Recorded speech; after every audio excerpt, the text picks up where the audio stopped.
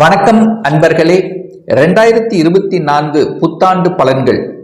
இந்த 2024ஆம் ஆண்டிலேயே அனைவருக்கும் அனைத்து விதமான வளங்களும் நலங்களும் பெற நவ கிரகங்களினுடைய நல்லாசிகள் பரிபூர்ணமாக கிடைக்கட்டும்.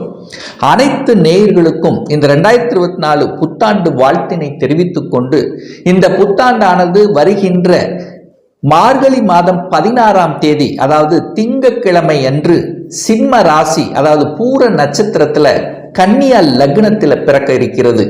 இந்த புத்தாண்டு பலன்களை கணக்கிடும் பொழுது மேஜர் இம்பாக்ட் கொடுக்கக்கூடிய கிரகங்கள் அப்படின்னா இந்த சனி பகவான், ராகு கேதுக்கள், குரு பகவான்.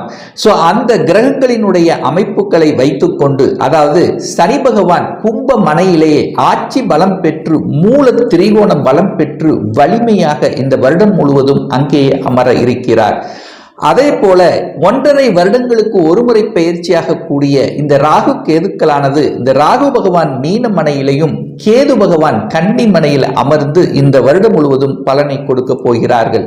அதே போல வருடத்துக்கு ஒருமுறை பயிற்சியாக கூடிய குரு பகவான் மேச மனையில, அதாவது இந்த வருடத்தினுடைய முதல் 4 மாதங்கள் ஜனவரி, பிப்ரவரி, மார்ச், ஏப்ரல் மாதம் வரைக்கும் மேச மனையில, அதன் பிறகு பார்த்தீங்கன்னா அதாவது இந்த மே மாதம் 1ஆம் தேதி அன்று குருவினுடைய பயிற்சியானது நடைபெற இருக்கிறது. சோ அதன்படி பார்க்கும் பொழுது குரு பகவான் மேசத்திலிருந்து ரிஷப மனைக்கு பயிற்சியாகிறார் இந்த மே மாதம் 1ஆம் தேதி. சோ அதே போல மற்ற கிரகங்கள், அதாவது இந்த மாத கிரகங்கள் என்று சொல்லக்கூடிய 1.5 மாதங்களுக்கு ஒருமுறை பயிற்சியாக கூடிய அந்த செவ்வாய் பகவானானது எங்க அமர்ந்திருக்கார் அப்படின்னா தனுசு மனையில இந்த வருடத்தினுடைய தொடக்கத்தில். அதே போல 1 மாதத்துக்கு ஒருமுறை பயிற்சியாக கூடிய சூரிய பகவான் தனுசு மனையிலையும், அதே போல புதன் பகவானும் சுக்கிர பகவான் விருச்சிக மனையிலே அமர்ந்து கொண்டு இந்த வருடத்தின் தொடக்கத்தில் அமர்ந்து கொண்டு பலனை தர இருக்கிறார்கள். சோ இந்த கிரக அமைப்புகளை வைத்துக்கொண்டு இந்த வருடத்தில் என்ன மாதிரியான பலன்கள், சாதகம் என்ன, பாதகம் என்ன என்பதை டீட்டெயிலாக நம்ம பார்க்க போகிறோம்.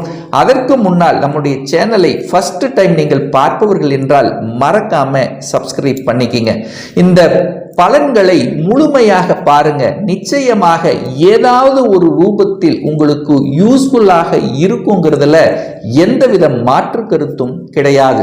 துலாம் ராசி அன்பர்களே, இந்த 2024ஆம் ஆண்டிலே உங்களுக்கு பலவிதமான மாற்றங்களையும் எண்ணிய காரியங்களில் ஜெயிப்பதற்கான தன்மையும் தொட்டது துளங்கக்கூடிய தன்மையும் பெரிய மனிதர்களினுடைய ஆதரவும், அதாவது உங்களுடைய சுய கௌரவம் மேங்கக்கூடிய தன்மை இந்த வருடம் உங்களுக்கு சிறப்பாக இருக்குது அப்படின்னு சொல்லணும். ஏன் இதை ஸ்ட்ராங்கா சொல்றேன் அப்படின்னா, உங்களுடைய ராசி அதிபதி என்று சொல்லக்கூடிய சுக்கிரனுடைய நட்சத்திரத்துல தான் இந்த வருடம் பிறக்கிறது. அதாவது சிம்ம ராசி பூர நட்சத்திரத்தில் பிறக்கிறது. அந்த பூரம் என்பது சுக்கிரன் உங்களுடைய ராசி அதிபதியினுடைய நட்சத்திரத்தில் பிறக்கின்ற காரணத்தாலும் உங்க ராசியை பார்த்தீங்கன்னா குரு பகவானுடைய பார்வை பெற்றிருக்கின்ற காரணத்தாலும் உங்களுக்கு யோகத்தை தரக்கூடிய, ராஜ யோகத்தை தரக்கூடிய ஒரு கிரகம் அப்படின்னா அந்த சனி பகவான், அதாவது ஒரு கேந்திரத்துக்கும் ஒரு திரிகோணத்துக்கு அதிபதி என்று சொல்லக்கூடிய சனி பகவான் ஆட்சி பலம், மூல திரிகோண பலம் வலுப்பெற்றிருக்கின்ற காரணத்தால இந்த வருடம் நீங்கள் எண்ணிய காரியங்களில் ஜெயிப்பதற்கான தன்மையும் அரசு சார்ந்த விஷயத்தில் அனுகூல வாய்ப்புகளை ஏற்படுத்தும். யாரெல்லாம் அரசு சம்பந்தப்பட்ட ஒப்பந்தம் சம்பந்தப்பட்ட துறையில் இருப்பவர்களுக்கு கூடுதல் லாபத்தை தரக்கூடிய அம்சமாகவும், அரசு துறையில வேலை பார்க்கணும், அரசாங்கத்தில் நாம் கண்டிப்பாக அந்த வேலை போகணும் என்கின்ற ஆழ்ந்த மனதோடு இருக்கின்ற இந்த துலாம் ராசி அன்பர்களுக்கு அந்த எண்ணிய காரியங்கள் ஜெயிப்பதற்கான தன்மை உங்களுக்கு பிரகாசமாக இருக்கிறது அப்படின்னு சொல்லணும். அதே சமயத்தில் பார்த்தீங்கன்னா இந்த வருடத்தினுடைய தொடக்கத்திலேயே உங்களுடைய ராசி அதிபதி என்று சொல்லக்கூடிய சுக்கிர பகவான் தனஸ்தானம், குடும்பஸ்தானத்தில் அமர்ந்து கொண்டு பாக்யாதிபதி என்று சொல்லக்கூடிய புதனோடு சேர்ந்திருக்கின்ற காரணத்தால உங்களுடைய பொருளாதாரம் சார்ந்த விஷயங்கள் உங்களுக்கு ஒரு திருப்திகரமாக இருக்கும். அதாவது நீங்கள் எந்த தொழிலாக இருந்தாலும் உங்களுக்கு தொழில அபிவிருத்தி செய்யக்கூடிய வாய்ப்புகளை பெற்றுத்தரும். ஏன்னா இந்த வருடத்தினுடைய தொடக்கத்திலேயே, அதாவது 10ஆம் அதிபதி என்று சொல்லக்கூடிய சந்திரன் 11ஆம் இடமான லாபஸ்தானத்தில் இருக்கின்ற காரணத்தாலும், அந்த லாபஸ்தானத்தின் அதிபதி என்று சொல்லக்கூடிய சூரிய பகவான் உங்களுடைய முயற்சி ஸ்தானத்தில் அமர்ந்து கொண்டு குருவினுடைய பார்வை பெற்றிருக்கின்ற காரணத்தால தொழில் வளர்ச்சிகள் உங்களுக்கு சீராக இருக்கக்கூடிய அமைப்பு தான். ஸோ இதுவரைக்கும் ஒரு தொழிலில் ஒரு நல்ல ஒரு லாபம் கிடைக்கல, ஒரு விரிவுபடுத்த முடியல, ஏதாவது ஒரு தடைகள் சிக்கல்கள் அப்படின்று மன அழுத்தங்களோடு இருந்து கொண்ட இந்த துலாம் ராசி அன்பர்களுக்கு இந்த வருடம் நீங்கள் ஒரு பொற்காலம் வந்தாச்சு அப்படின்னு சொல்லணும் இந்த துலாம் ராசி அன்பர்களுக்கு.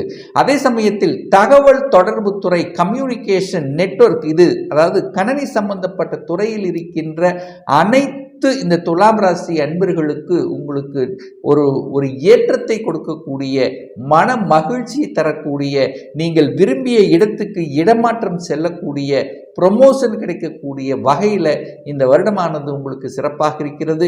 அதே சமயத்தில் விவசாயத்தில் இருக்கின்ற இந்த துலாம் ராசி அன்பர்களுக்கு இந்த வருடம் நீங்கள் விளைவித்த பொருள்கள் மூலமாக கூடுதல் வருமானம் கிடைக்கக்கூடிய அமைப்பும், அதாவது புதிய பல தொழில்நுட்பங்களை புகுத்தி அதன் மூலமாக உங்களுக்கு, அதாவது ஒரு ஸ்ட்ராட்டஜி பிளான் வகுத்து திறம்பட செய்யக்கூடிய வகையில் இந்த வருடம் உங்களுக்கு சிறப்பாக இருக்கிறது. அதே சமயத்தில் ஒரு வீடு கட்டணும் என்று ஆசைப்பட்டு கொண்டு இருக்கின்ற இந்த துலாம் ராசி அன்பர்களுக்கு வீடு அந்த கனவாகக்கூடிய தன்மை.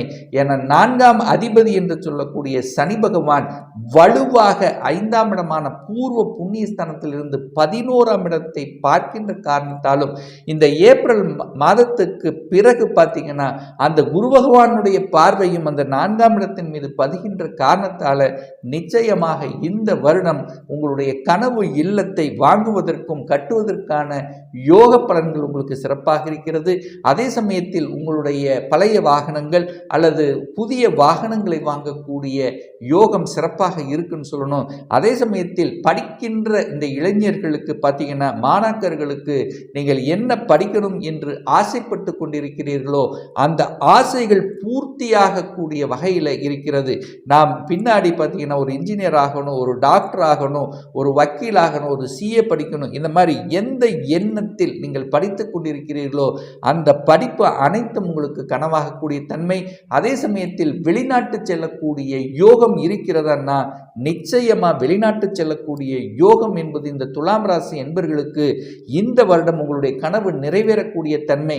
இது ஏன் நான் ஸ்ட்ராங்கா சொல்றேன் அப்படின்னா, இந்த குரு பகவான் ஆஃப்டர் குரு பயிற்சிக்கு அப்புறம், அதாவது ஏப்ரலுக்கு அப்புறம், அதாவது மே மாதத்திலிருந்து பார்த்தீங்கன்னா அந்த குரு பகவான் 8ஆம் இடத்தில் அமர்ந்து கொண்டு அந்த இடத்தை சுபம் வலிமை பெற்றிருக்கின்ற காரணத்தாலும் 12ஆம் இடத்தை அந்த குரு பார்க்கின்ற காரணத்தால வெளியில, அதாவது உங்க ஊரை விட்டு வெளியில சென்று வேலை பார்க்கக்கூடிய யோகம் இருக்கின்ற காரணத்தால வெளிநாட்டு சம்பந்தப்பட்ட அனைத்து விதமான காரியங்கள், அனைத்து விதமான விஷயத்தில் ஜெயம் கொடுக்கக்கூடிய தன்மை, விசா கிடைக்காமல் இருப்பவர்களுக்கு விசா கிடைக்கக்கூடிய தன்மை, வெளிநாட்டில் போய் வேலை பார்க்கக்கூடிய தன்மை, வெளிநாட்டு வாணிபம் செய்யக்கூடிய அனைத்து விதமான நல்ல பல விஷயங்கள், நல்ல பல மாற்றங்கள் இந்த வருடம் உங்களுக்கு இருக்க போகுதுங்கிறத ஸ்ட்ராங்கா சொல்லலாம். அதே சமயத்தில் தகப்பன் சார்ந்த விஷயத்தில் இருந்து வந்த குழப்பங்கள், பிரச்சனைகள் எல்லாமே முடிவுக்கு வரும்.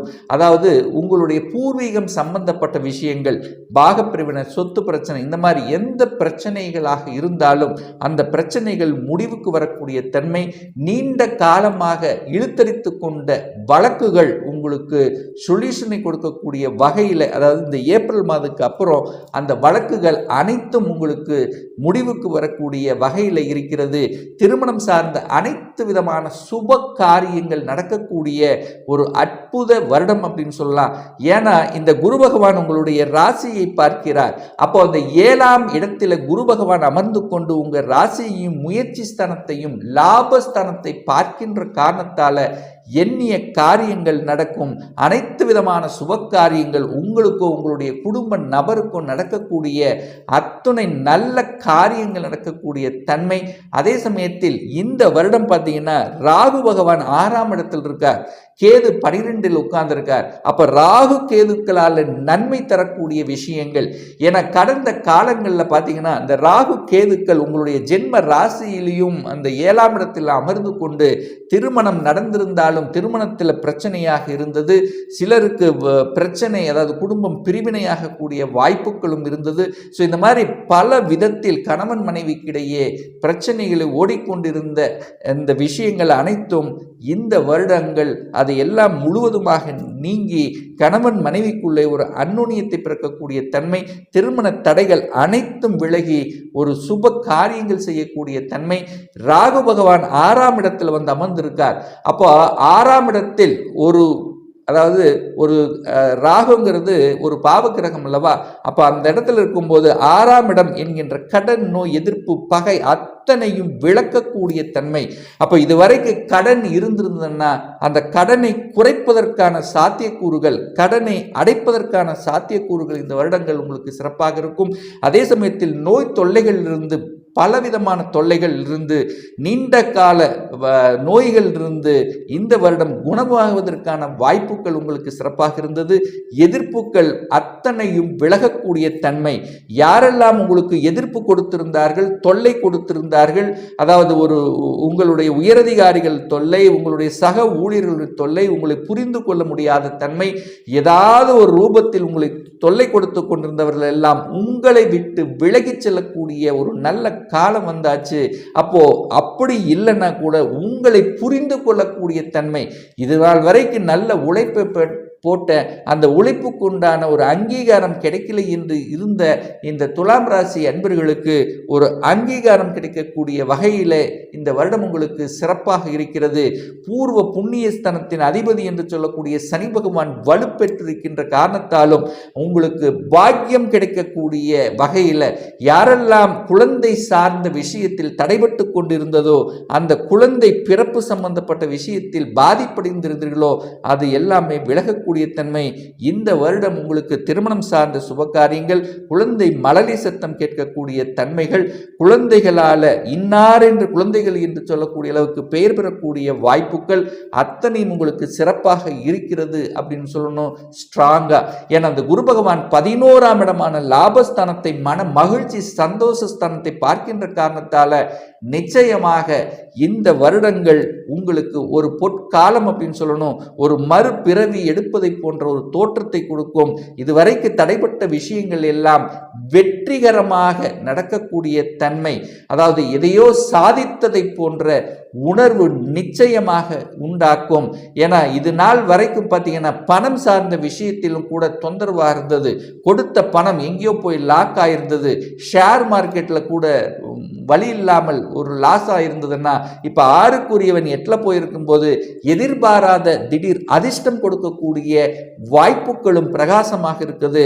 ஸோ ஆக மொத்தம் இந்த துலாம் ராசி அன்பர்களுக்கு உத்வேகத்தையும் தன்னம்பிக்கை கொடுக்கக்கூடிய ஒரு அற்புத ஆண்டாக இருக்குங்கிறதுல எந்தவித மாற்று கருத்தும் கிடையாது.